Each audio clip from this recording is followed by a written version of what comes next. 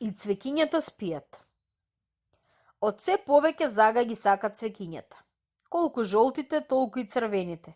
Колку сините, толку и белите. И при секоја прошетка во полето или до блиската шумичка, не се враќа дома без да донесе буќе цвекиња.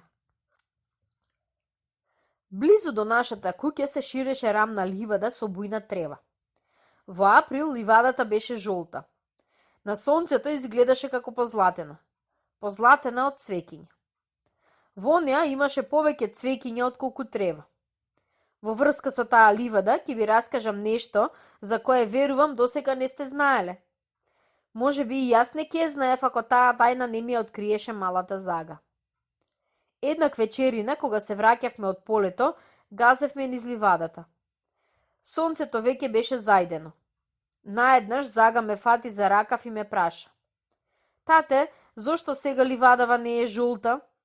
Навистина, зошто? И јас се замислив. Кога грееше сонцето беше жолта, а сега одеднаш не е. Како да ги немаше цвекињата што преку денот ги шираа своите златни венчиња. Сега по ливадата беше полегната сенката на квечерината и таа имаше темно-зелена боја. Наеднаш се сетив и реков: "Ливадата не е жолта зашто сега нема сонце." "Не поради тоа," ми шепна Зага. "Туку и цвекињата заспале. Гледаш како си ги затвориле ливчињата?" "Значи и цвекињата спијат," си помислив. Додека одевме низ ливадата, Зага ми зборуваше нешто тихо, сосем тихо, како да се плашеше да не ги разводи жолтите очи на заспаното ливадско цвеќе. Но во истата таа ливада имаше и некои цвеќиња кои се уште не беа заспале. Едно високо со темно-црвена боја се накреваше над тревките. Ја нишеше својата китка и како да не мислеше да заспие. Може би цело цвеќе и не спие, помислив. Не беа заспани и некои други цвеќиња со тенки стебленца и сини прозирни ливчиња. Нив ги нишеше тивки од вечерен ветрец, а тие си шепотеа нешто меѓу себе. Тихо, неразбирливо, но убаво. Но Зага не ме оставаше да размислувам. "Тате, цвекињата нели се плашат од мракот?" ме праша. "Кога е темно, тие остануваат сосем сами во ливадата.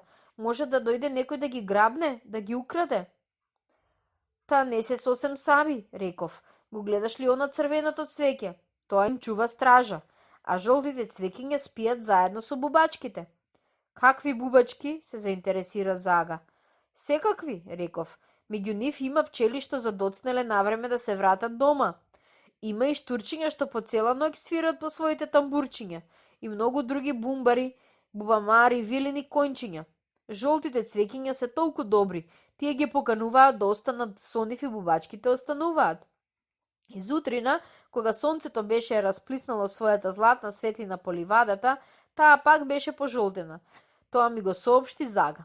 Дојде во собота каде што работев и ме завлече. "Дојди, тате, дојди да видиш каква е ливадата. Жолта, дури златна." "Значи, цвекињата се разбудиле," реков. "Се разбудиле.